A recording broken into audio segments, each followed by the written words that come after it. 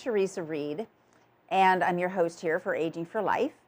I am thrilled to welcome Ashton Applewhite to the show, our inaugural show. Ashton is the author of the book, This Chair Rocks, A Manifesto Against Ageism. It is essential reading. It's the first book I have on my website.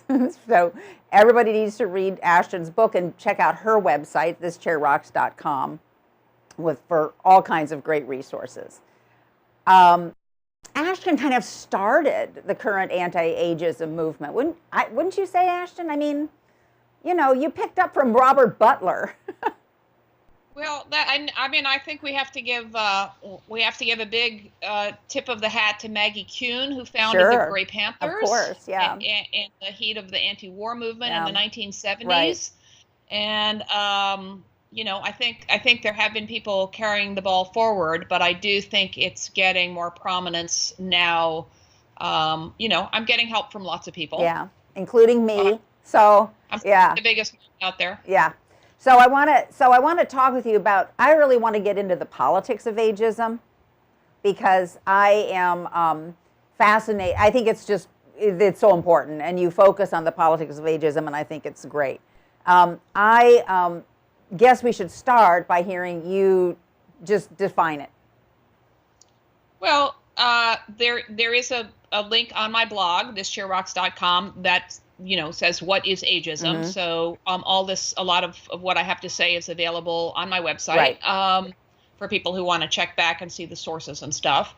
The dictionary definition is stereotyping and discrimination on the basis of age. We are being ageist anytime we come to an assumption about someone or a group of people on the basis of how old they are. And it's important to keep in mind that ageism also affects younger people. Anytime we say, kids are like that, or you're way too young to know what you're doing. Right. Something that's interesting about ageism is the fact that Robert Butler founded or coined the term back in the 70s. I think was it maybe 68. 68? And I think 68. Yeah. And along with racism and sexism, and it's the only ism that's still okay. I mean, you can get away with ageism almost always without being hammered for it. Right. Yeah. I know people would say a lot of other prejudices don't get the attention they need, particularly prejudice around how we look.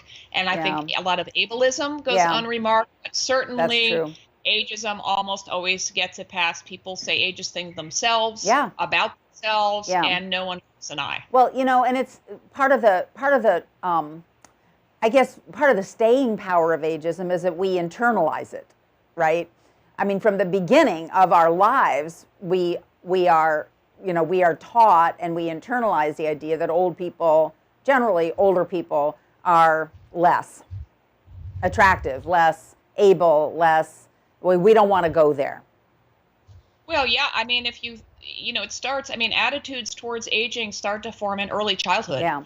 At the same time that attitudes towards race and gender start to form. And if you look at children's books or Disney movies, an awful lot of the older people are either, evil and nasty or passive, which is, and a benevolent stereotype is also a stereotype. It's not helpful and it's not good. Right. I mean, one of the paradoxes about ageism, I mean, all prejudices are based on stereotypes. All stereotypes are obviously dumb and incorrect, but especially in the case of age, because the longer we live, the more different from one another we become. Right. The older you are, the less your age says about what you're capable of or interested in. Right, and the older we get, though we all want long lives, the older we get, the worse we feel about ourselves because of our internalized ageism. So it's a horrible trap. Well, except that there's the fact that the U curve of happiness, that the longer people live, that's true. Yeah, that's true. Once sort of north of 70s, people tend to get happier. Yeah, and right. Which is a function of the way aging itself affects the brain. Yeah. Even people who haven't, thought in any sort of detached way about aging in an abstract sense. Yeah, I'm looking forward to that. I'm really looking forward to that, getting up on that U curve again. So I want to talk, as I started saying, I wanted to talk about the politics of ageism. So first of all, let's just talk about the sources of ageism. Where does it come from? It's funny. I was just working on that with a colleague, a sort of flow chart about the drivers of ageism. You know, in a certain sense, in a brutal sort of arithmetic, if you will, people who are most vulnerable in society are always remain the most vulnerable. You know, if Genghis Khan is at the gates of the citadel and you have to flee, it is the very young and the very old and the ill and people with disabilities who are not going to be able to keep up. Yeah. So that is some, brutal evolutionary logic. But a couple of things happened that changed, that were major drivers of it. One was the evolution of the printing press. Until the printing press, older people were the repositories of knowledge. And another was industrialization, which did a couple of things. People moved into cities and society became more stratified and age segregated, especially in the modern day, in the 20th century. And so the minute you have age segregation, the contribution of each person becomes tied more to their earning capacity, and the organic way in which we all contribute to a tribe when we are members of it becomes less obvious, and the value of a human being becomes more yoked to conventional economic productivity. So that the ways in which people who might not have a full-time job or might not make a whole lot of money nevertheless contribute, even if it's just in an obvious way, like watching a child so that child's parents can go to work, or looking in on their neighbors so that the government or paid services don't have to do that. All those things have measurable economic value, but we don't measure them. Right. So capitalism and urbanization, I would say, are the major contemporary drivers. What do you think about the fear of death as a driver of ageism? I mean, it is as big a part as people think. I mean, one of the many. It is not, you say, as big a part? I don't think so. I think that fear of dying is human. Yeah. That's why we have cathedrals and religion. Right. I think whereas there are other cultures, is sort of in inverse proportion to how much they are urbanized and how functional, how capitalist they are, where the value of older people are venerated or at least valued, certainly in smaller communities and mixed age communities, which brings us circle. That's a function of culture. Yeah. It is certainly true that older people are reminders of mortality, but I think someone looking at you or me will say, well, she's an older woman, but I don't think they look at me and say, oh, she's got one foot in the grave. Yeah, right. So is there a link? Yes, but I think that like all prejudice, ageism is socially constructed. It is a function of prejudice and of how we look at each other and value our contributions. And I don't think it has that much to do with fear of dying. That's really interesting, because I would have thought that it has a lot to do with fear of dying. But I totally take your point. I mean, it's up for debate, certainly. Yeah. I mean, another thing that surprised me, but when I knew nothing, because I started writing about this because I was afraid of dying. Really? Afraid of getting old. I was about 11 years ago. I was 55. Yeah. And everything I learned in 30 seconds was so much more nuanced and so much more positive than what I had assumed. Yeah. And that's what started me on this whole jag. Yeah. One of those things being that I assumed that one of the awful things about getting older, because clearly it was going to be awful, was that I literally envisioned like the shadow of the Grim Reaper stretching across your creaky iron bedstead, darker and scarier. And then I learned that the longer people live, the less they fear dying. Yeah, right.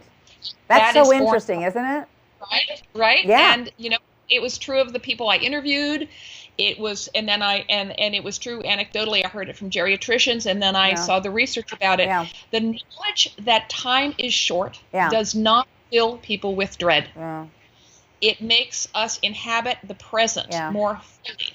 And that is the psychological underpinning of that U-curve of happiness. Yeah, that's so interesting. So who do you think ageism hurts the most? And so I'm going to just suggest or extrapolate from what you just said that it's not the oldest of the old, right? Because the oldest of the old are feeling okay about death and about their age.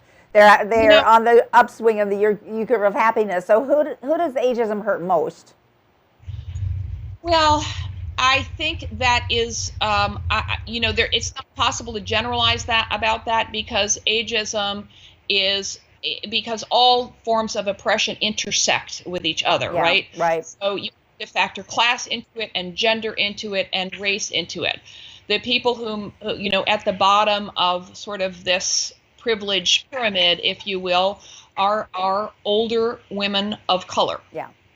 Right. Especially if they have disabilities. I mean, they are the people who are the most disadvantaged. Women, in general, are less advantaged than men, and suffer the double whammy of ageism and sexism, and all these differences compound over time. But there's a million other variables that are utterly individual. Your health, your social network. The most important factor in aging well is not how healthy you are or how wealthy you are, but how robust a set of social connections you have, where women actually have an advantage. Oh. So it is this complex, very deeply complex interaction. I like to emphasize the role of luck. We tend to think, especially in America, that if you just, eat enough kale or do the right things, you somehow will be able to slip the noose, stop the clock, be different. And that's not only not true, it is logic that hugely privileges those of us who can afford leisure, who can afford excellent health care, who can afford kale. And so, and have the time to wash it. Right. Or you can do all those things and nevertheless get hit by a bus or get some terrible disease. Right. I feel like, right now the dominant culture is so punishing to women in general. And the lookism, and of course ableism comes in there too. But man, I feel like, what's the size of the cosmetics or the lookism industry that we support? The anti-aging skincare industry alone is a multi-billion-dollar business. Yeah. And as long as we women fall into the trap of competing to stay young, and of course, no, you can't be any younger than you are. You not only can't stop the clock, you can't look young for your age. You can only look the age you are.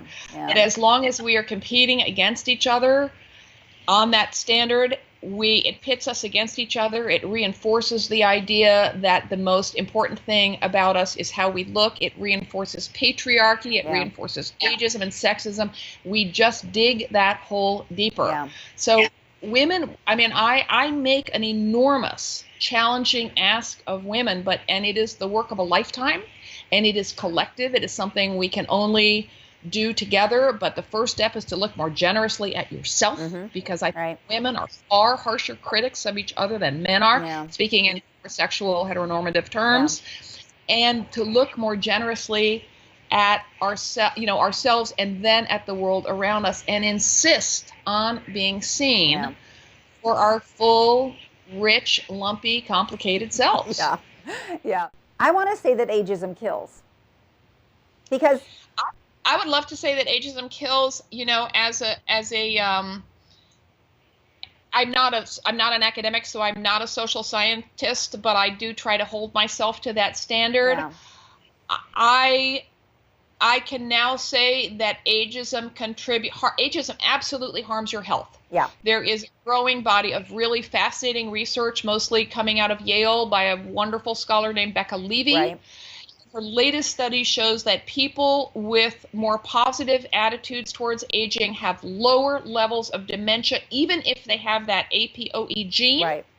Right. And the idea is, of course, it all relates to stress, that if you don't buy into these toxic notions of what aging means, and you learn and trust your own lived experience, that is a buffer against the ageism in this culture, and you live longer, you walk faster, you heal quicker, you suffer, you stand taller.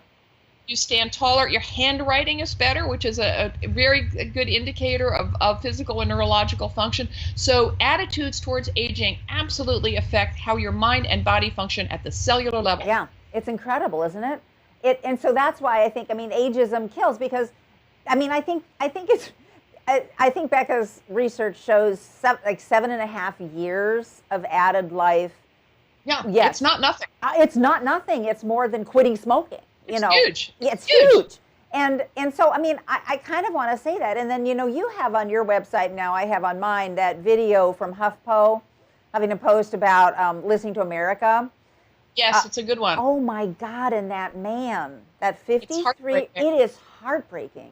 And it's a man, just for the sake of your readers, who talks about getting laid off. He's in his 50s, right? 53. He's 53. And, I get, every time I post anything to do with the workplace, I get these heart-rending notes from people. And one of the things I'd like to figure out, and I don't think I'm actually the person to do it, but is to figure out some way all these people, because groups are starting to emerge on the internet. And we do link to some of them. I just launched with some colleagues a clearinghouse of anti-ageism resources called oldschool.info. I know, I've seen it. It's great. Yeah. Free. Yeah. And, some of them have to do with discrimination in the workplace, because we need to come together to form community, to share strategies, to network, because it is devastating personally and economically. It is. That man, several times in that video, was on the verge of tears, and his depression is palpable. And I just feel like, and he's not alone. I mean, tens of thousands of people are not allowed to work because of their age, and he's 53. I mean, he's young. I mean, think about the absurdity of being told you can't get a job because you know so much about what it is that you're trying to continue to do. It really is soul crushing. And it's soul crushing. That's where the death comes in. That's where the early death comes in. And or because you can't afford, you can't afford decent food and shelter. Even. I mean, the growing number, the people over 65. It's the first. Poverty rates have increased according to the U.S. Census in that demographic for the first time. I want to ask you, because I think your political analysis of ageism is fantastic, and I want to ask you, who benefits from ageism besides the beauty industry and besides the beauty industry writ large, creams and surgeons and all of that? Who benefits from ageism? The people who benefit from ageism are the same people who benefit from racism and sexism and ableism. They are the people at the top of the food chain, whom the system, as it is serving beautifully. All prejudice operates to pit us against each other, whether it's, the classic example from Marx of factory workers fighting each other instead of organizing for better wages, whether it's moms who stay at home versus moms who work outside the home arguing about who's a better mom instead of working together to close the wage gap so that women could choose whether or not to stay home. So all prejudice, ageism included, benefits the status quo. Benefits the people who are currently on top. Sure. And who might that be? White men, right? Somewhere I read that the most dangerous animal on the planet is a white man in a suit. If you want to help me create a movement against ageism, which it sounds like you do, I totally do, I'm thrilled to hear. I'm on it. A huge challenge for us is not to repeat the mistakes of the women's movement. Okay, talk to me about that. The whole history of women getting the vote. The early suffragettes were deeply racist. They did not want to ally themselves with black men getting the vote because they were racist and because they didn't want to reduce their chances of political victory. The early women's movement, capital W in the 60s and 70s, was both racist and homophobic. They did not ally themselves with the issues that women of color faced, which is why women of color coined the term intersectionality. They said, no, we face a double oppression. You are concerned with making the system work for you. We are concerned with rectifying fundamental social justice issues that make it not work for all of us. And that's the movement. That's the movement I want to be part of. I don't want it to be just well-off white women like you and me. And another part of it that goes absolutely unaddressed is the issue of ableism. The disability rights movement did something amazing in the 70s. They changed disability from a personal misfortune, like getting older, all these awful wrinkles, to a social condition. Right. Disability rights activists said the problem is not that we are in wheelchairs. The problem is that there are stairs between where we are and where we want to go. It is a social problem that requires collective action. Right. And that's what we need to do around ageism. Right. And we need to make common cause with people with disabilities, because a lot of ageism, in a very understandable and human way, is rooted in fear of becoming disabled. Yeah. People, we are ageist. I mean, we are ableist. People with disabilities are ageist, Yeah, right. And people are understandably reluctant to equate aging with disability. That's a problem. Just as people with disabilities are really reluctant to say disability is not illness. Yeah. These are legitimate distinctions, but we need to learn from each other and make common cause and stop acting like there is no intersection. Yeah. Because it's a shared struggle. There's a fantastic quote by the poet Audre Lorde. There's no such thing as a single issue struggle because we don't lead single issue lives. That's a very good quote. So we need to make sure that this is a boat that lifts, a tide that lifts all the boats. That's right. That's right. It's going to take longer. It's going to be harder, but it is the way it needs to be. A good place to start a conversation about the impact of ageism is this little brief video. It's about 2 minutes long, created by AARP, American Association of Retired Persons, or sometimes now they say of Real Possibilities, about the impact of age discrimination on the street. It's really interesting. Hi. Hi. Just one question really quick. You're not over 40, are you? No. Perfect, great. The age limit? I'm not under 40. I'm over 40. We are not serving anybody over 40 today.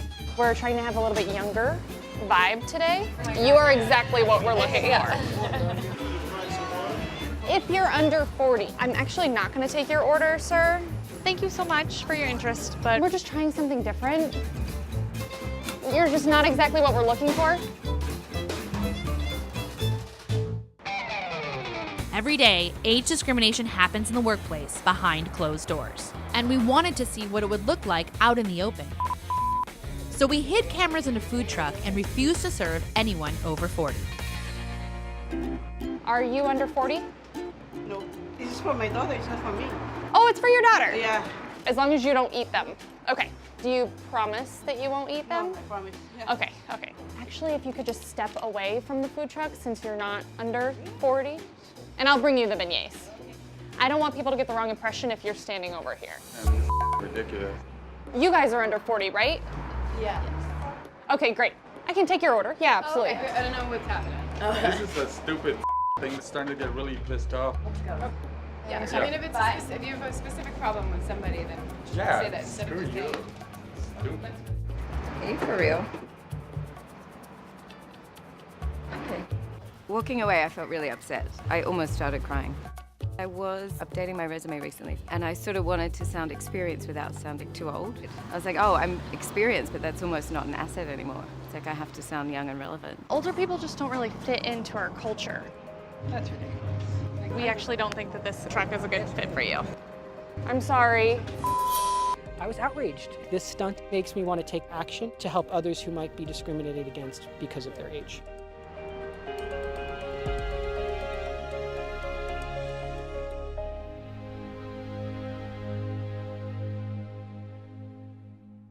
So this has been so fun. You're just awesome. We are total allies. I hope you see us as allies. All right, thanks so much for being with me for this first show. It was really fun talking with Ashton. I think she's super cool, and I hope you enjoyed it. I want to follow up with two things from this show. First, I want to follow up on the video that we just showed, which I thought was both heartbreaking and heartening at the same time. The heartbreaking part was the people who were actually hurt and walked away feeling bad, because that's what happens all the time with ageism and other isms. People are hurt. And that's heartbreaking. But the part that was heartening was the people who got mad and said, forget you. And that is what we need more of on ageism and all the isms, is to fight back. So that's one thing. The second thing I want to mention is that on the website, agingforlife.org, that goes with the show, you'll find under the resources tab, under activism, a number of organizations that need you to fight ageism and other social injustices. One of them is the Radical Age Movement. It was founded by Alice Fisher, who's my second interview. She'll probably have that up in a short time. She's fabulous, and it's just a brand new movement, and I'm a member of it, and I hope you'll join too.